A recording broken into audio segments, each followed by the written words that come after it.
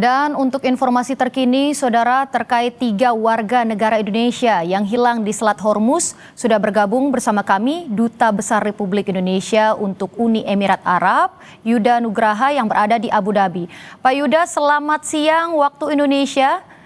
Untuk informasi terkini, Pak, apakah sudah ada update terkait penyebab meledaknya kapal yang berbendera Uni Emirat Arab ini, Pak, yang memiliki 4 anak buah kapal WNI? Selamat siang Mbak Tata, dapat kami sampaikan update terkait dengan kasus tenggelamnya kapal Musafa 2 Takbut yang berawakan 4 warga negara Indonesia.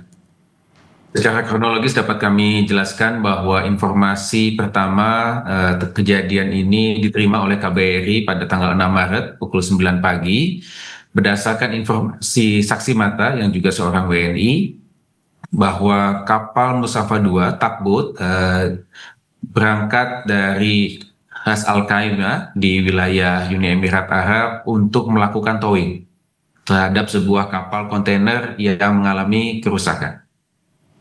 Lalu kapal Musafa 2 ini tiba di lokasi di dekat kapal kontainer tersebut pada tanggal 6 Maret pukul 2 dini hari. Ketika melakukan persiapan towing, kemudian terjadi ledakan di kapal Takbut Musafa 2 tersebut. Dapat kami sampaikan bahwa kapal Musafa 2 berawakkan 7 ABK berasal dari Indonesia, India, dan Filipina. Yang Indonesia ada 4 ABK. Ya. Dalam informasi yang kami terima, 3 masih hilang dan 1 dalam keadaan selamat. Oke, baik Pak. Kemudian apakah ada informasi terbaru terkait keberadaan 3 anggota WNI ini yang masih tentu dalam proses pencarian? Ya, sejak awal kejadian, KBRI Abu Dhabi berkoordinasi dengan otoritas yang ada di UAE dan juga pihak perusahaan. Kami juga berkoordinasi dengan KBRI Muscat, di mana lokasi kejadian memang ada di wilayah perairan Oman. Dapat kami sampaikan bahwa pada hari ini tim KBRI Muscat sudah berada di lokasi di Kota Kasab, ya, yang di mana salah satu ABK kita yang selamat ada di sana. Saat ini ABK kita yang selamat dalam perawatan rumah sakit karena mengalami luka bakar sekitar 20%. Kemudian kita juga terus berkoordinasi dengan otoritas tempat untuk proses pencarian bagi 3 ABK Indonesia lainnya.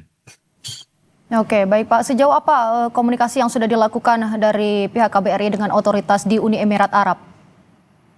Ya, pertama tentunya mereka memberikan pelindungan, ya, dan juga langkah-langkah untuk 1 ABK kita yang selamat dan juga upaya pencarian bagi 3 ABK yang lain. Dapat kami sampaikan 1 saksi mata sebetulnya juga adalah warga negara Indonesia yang pada saat kejadian dia berada di kapal kontainer. Kapal kontainer sedang melakukan persiapan untuk towing. Nah, 1 Indonesia ini yang menjadi saksi mata saat ini sudah berada di Abu Dhabi, ya, dan dalam keadaan baik dan selamat. Ya, kami juga sudah bertemu dengan ABK tersebut dan saat ini tinggal di Abu Dhabi. Oke, baik Pak. Bisa dijelaskan kepada kami mungkin lebih rinci lagi kondisi warga negara Indonesia yang 1 orang selamat tadi, Pak? Apakah ada luka atau bagaimana? Lalu penanganannya sudah sejauh apa? Ya. 1 ABK yang selamat mengalami luka bakar sekitar 20% dan saat ini dirawat di rumah sakit di Kota Kasab. Jadi kalau kita melihat di peta, ini adalah enklave dari wilayah Oman yang ada di Selat Hormuz. Kota Kasab itu adalah kota terdekat dari wilayah kejadian. Dan sejak awal memang sudah ditangani langsung oleh otoritas Oman. Dan saat ini tim KBRI sudah berada di lokasi dan kami terus melakukan koordinasi dengan tim KBRI Muscat. Oke, baik Pak. Yang kita tahu juga kalau kapal ini kan meledak dan juga hilang gitu Pak. Apakah sudah ada komunikasi dengan pemilik kapal, Pak? Sudah, ya, kami sudah melakukan komunikasi dengan pemilik kapal, namun terkait dengan penyebab ledakan tersebut, ya, kita menunggu hasil penyelidikan dari otoritas setempat. Ya. Kita tidak ingin berspekulasi apa penyebab ledakan tersebut. yang kita pahami memang kapal tersebut meledak dan terbakar. Ya, namun apa penyebabnya kita menunggu hasil penyelidikan dari otoritas tempat. Kira-kira kalau berdasarkan komunikasi dengan otoritas setempat, seberapa lama Pak hasil penyelidikan ini kira-kira akan keluar? Mereka belum bisa memastikan karena memang kita pahami situasi di Selat Hormuz saat ini cukup berbahaya seperti itu, dan kita terus pantau dan monitor proses penyelidikan. Oke, ada kendala Pak mungkin selama proses penyelidikan ini? So far sih belum, ya kami belum dapat informasi secara detail ya mengenai bagaimana proses penyelidikan itu dilakukan. Kita tunggu. Baik, Pak Yuda, selain berkomunikasi dengan otoritas setempat, apakah dari Kemlu atau perwakilan KBRI sudah berkomunikasi mungkin dengan pihak keluarga yang hilang? Ya, betul Mbak Tata. Jadi sejak awal kami menerima informasi kejadian ini, selain berkomunikasi dengan pihak perusahaan, kami juga melakukan komunikasi dengan pihak keluarga ya untuk menyampaikan kejadian yang memprihatinkan ini, yang menyedihkan ini, dan kami terus menyampaikan update terkait dengan proses penanganan insiden ini.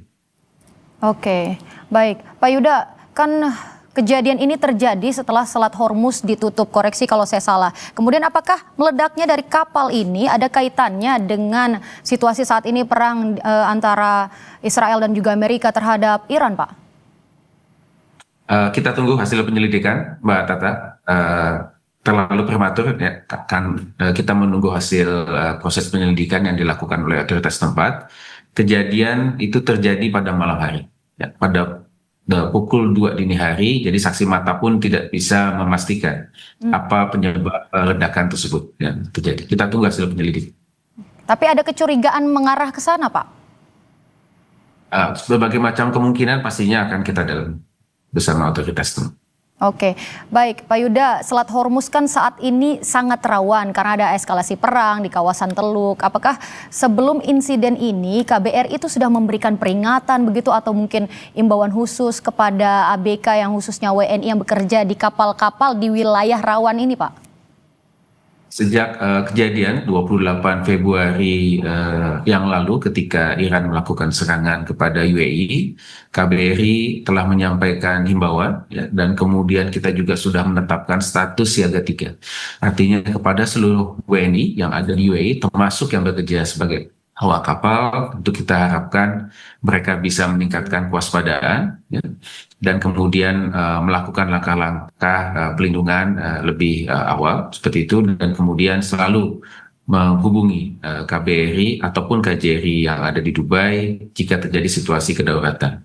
Satu hal yang sejak awal kami tekankan kepada masyarakat adalah untuk segera melakukan lapor diri. Dalam informasi statistik yang disampaikan oleh otoritas UAE, ada 81.000 warga negara kita yang tinggal menetap di UAE, namun data lapor diri yang diterima oleh KBRI dan KJRI baru sekitar 11.000. Ini tentu kita ingin dorong terus, ya, terutama dalam situasi kedaruratan yang kita hadapi saat ini. Data yang akurat itu akan sangat membantu perwakilan RI untuk memberikan respon yang cepat dan tepat. Oke, baik Pak Yuda, juga tentu kita tidak tahu berapa lama situasi rawan ini masih akan terus bergejolak. Berapa banyak Pak WNI yang bekerja sebagai ABK di kapal tugboat atau offshore di perairan Uni Emirat Arab dan di sekitar Teluk Persia ini? Apakah ada rencana mungkin evakuasi atau relokasi bagi mereka yang ada di zona beresiko tinggi, Pak? Ya. Status keamanan yang ditetapkan oleh KBRI Abu Dhabi dan KJRI Dubai saat ini adalah siaga 3. Artinya situasinya cukup bahaya, ya, namun relatif terkendali.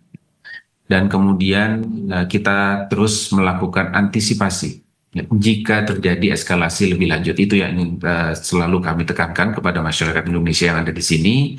Melalui kegiatan town hall, kami sudah melakukan 2 kali kegiatan town hall secara virtual dengan masyarakat untuk menyampaikan update situasi terkini dan juga langkah-langkah kontingensi jika terjadi eskalasi. Oke. Jadi kita antisipasi bahwa situasi di lapangan itu sangat fluid, sangat dinamis, ya, serangan rudal dan drone masih terus terjadi, ya, bahkan beberapa saat sebelum kita lakukan wawancara ini masih terdengar ledakan juga di Abu Dhabi. Jadi kewaspadaan itu menjadi sangat utama dan ikuti arahan yang disampaikan oleh otoritas setempat. Oke, baik. Pak Yuda, kalau misalnya Anda sendiri yang berada di sana, sebenarnya apa ya yang disasar di wilayah Abu Dhabi ini dan bentuk imbauan yang sudah dilakukan tuh seperti apa Pak rincinya? Beberapa sasaran yang dilakukan tentunya pertama adalah instansi militer seperti itu, dan kemudian beberapa infrastruktur publik seperti airport yang ada di Abu Dhabi, ya, airport yang ada di Dubai juga mengalami serangan. Kantor konsulat Amerika di Dubai juga mengalami serangan. Kebetulan dalam konteks ya serangan rudal dan drone ini, sebetulnya tingkat keberhasilan intersepsi yang dilakukan oleh sistem pertahanan udara UAE itu sangat baik, sekitar 92% incoming misal itu dapat dicegat. Total hingga hari ini ada 1.534 rudal dan drone ya yang masuk ke wilayah UAE, dan 92% diantaranya mampu untuk dicegat. Namun ancaman yang terbesar itu datang dari debris atau serpihan rudal yang dapat dicegat tersebut, yang itu kemudian membahayakan warga sekitar. Hingga saat ini ada 4 korban meninggal dunia dan sekitar 94 luka-luka. Nah, ini yang terus kami sampaikan kepada masyarakat. Imbauan praktis keamanan yang sudah kami sampaikan kepada masyarakat adalah pertama, ya, tetap tenang, namun tingkatkan kewaspadaan, ikuti arahan otoritas tempat. Otoritas tempat sudah memberikan layanan emergency alert. Jadi ketika ada incoming missile datang, kita di HP masing-masing itu akan berbunyi, ya, emergency alert yang menyampaikan informasi bahwa ada rudal atau drone yang masuk ke wilayah UAE. Nah, ketika mendapatkan emergency alert tersebut, ya, pastikan ya segera mencari perlindungan, jauhi jendela, ya, cari lokasi atau struktur bangunan yang kuat seperti itu. Dan kemudian jika terjadi situasi kedaruratan, ya, segera hubungi KBRI maupun KJRI. Oke, baik. Pak Yuda, mungkin bisa digambarkan juga kepada kami, berarti kalau misalnya sasaran di Abu Dhabi itu seperti public space, seperti airport dan lain-lain, apakah itu cukup dekat Pak dengan permukiman warga? Ya, kalau airport kan memang relatif jauh dari pemukiman warga, seperti itu dapat kami sampaikan. Tapi sekali lagi tadi bentuk ancaman yang terbesar itu ada justru dari debris, ya, dari pecahan rudal yang dapat diintersepsi yang bisa terjadi dimanapun.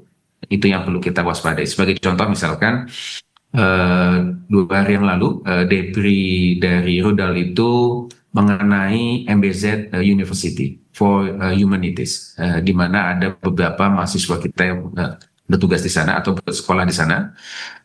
Namun kondisinya dalam keadaan aman dan selamat karena mereka sudah masuk ke dalam dormitory mereka masing-masing. Baik, terima kasih Pak Yuda atas penjelasan Anda, Duta Besar Republik Indonesia untuk Uni Emirat Arab. Tentunya kita berharap semoga segala situasi ini semakin baik adanya. Terima kasih Pak. Terima kasih Mbak Dada. Terima kasih. Baik saudara, kami akan kembali di Breaking News Kompas TV sesaat lagi seusai jeda.